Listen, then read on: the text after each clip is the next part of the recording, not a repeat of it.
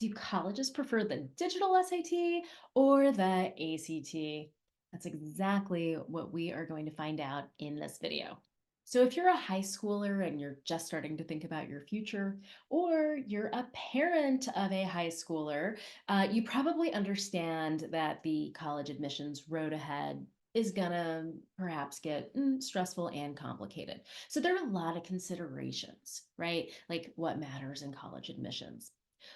Which colleges should you even be applying to in the first place? Should you take a standardized test like the digital SAT or the ACT? And if so, well, which one should you take? Should you take the digital SAT or the ACT? But another question I get asked often, especially by first time around parents, and for good reason, is one that we're going to talk about today. And that is this: does the digital SAT or the ACT make your college application stronger? So think about it like this. Most of the parents who come to me these days for my strategic and personalized private SAT and ACT tutoring packages, they're working from a frame of reference specific to what was going on when they were in high school. That is, they often took whichever test was more popular in their state or in their part of the country.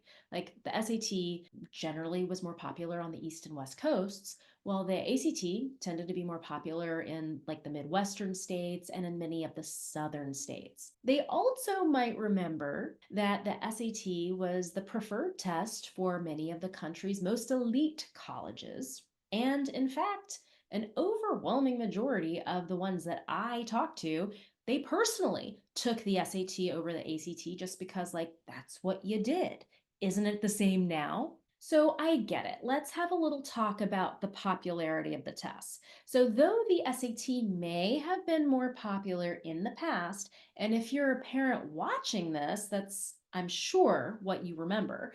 The gap between those numbers, the number of students taking the SAT versus the ACT, it started to close around 15 years ago in 2009. And by 2012, it was virtually non-existent. Like the two tests were tied in popularity.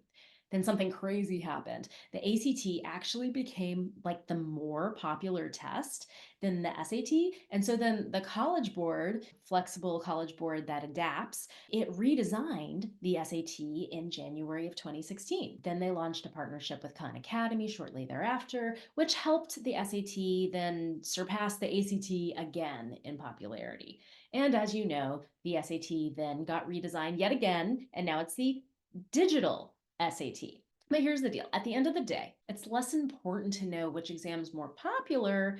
That really doesn't matter. What matters to you is this: which standardized test is better for your college applications. The first thing that you should know about college admissions testing, that's this whole digital SAT or ACT thing in the first place, is this: the ACT and the digital SAT both fulfill the exact same requirement in your college application. That is, if a college requires a standardized test score in order for you to apply to their institution, then either test, the digital SAT or the ACT, will fulfill that goal for you. It will check the box for you.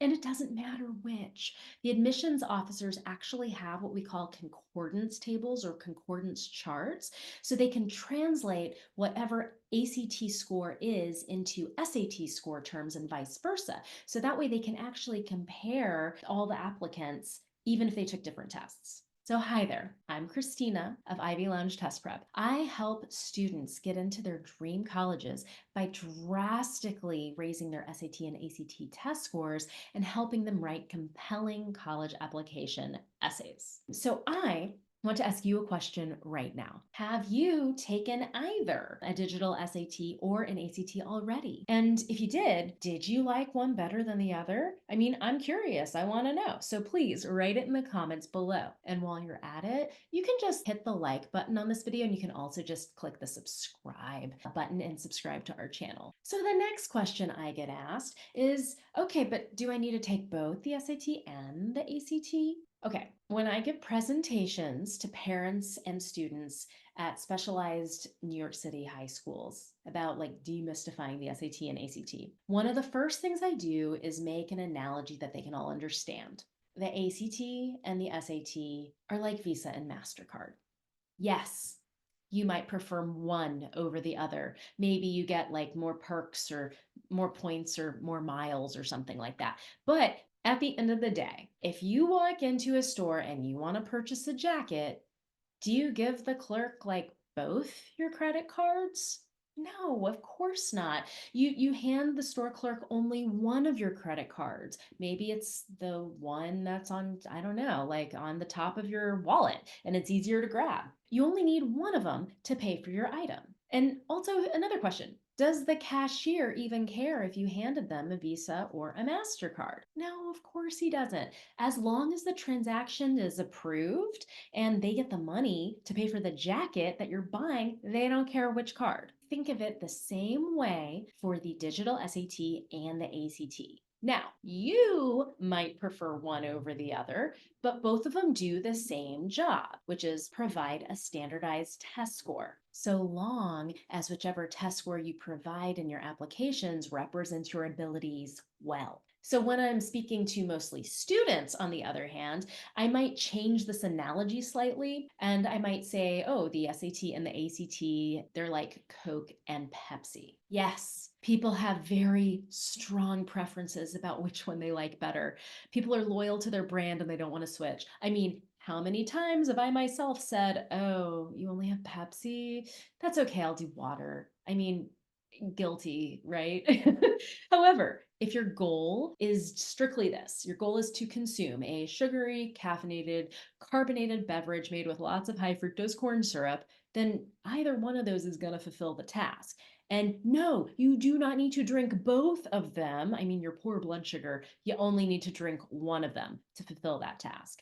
So substitute digital SAT and ACT for Coke and Pepsi, and please take the high fructose corn syrup out of the equation, and it's basically the same idea. Make sense? So, overall, is the SAT or the ACT better for college admissions? In short, neither test is better or worse. What matters is which one is better for you, as in which one will show off your strengths better to admissions officers, as in which one are you going to score higher on. So, now that you understand that you don't need to do both, you just need to pick the one that's going to show you off the best. How do you decide between the digital SAT and the ACT? So, luckily for you, I have two ways that you can pick your test. So, the first way is to take my free ACT or digital SAT quiz. So, I included the link below in the show notes so you can click there and you can take the quiz.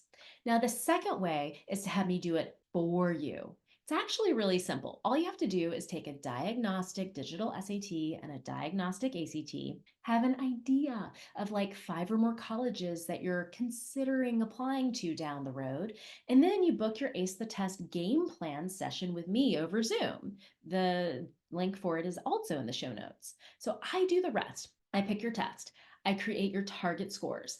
I figure out exactly which concepts and strategies you need to learn to reach your target score in as little time as possible. I plan your testing timeline, and in general, I take the management of the whole standardized testing process off your plate. Does that sound like a helpful set of tools? If so, then you can book your Ace the Test game plan session with me in the link below.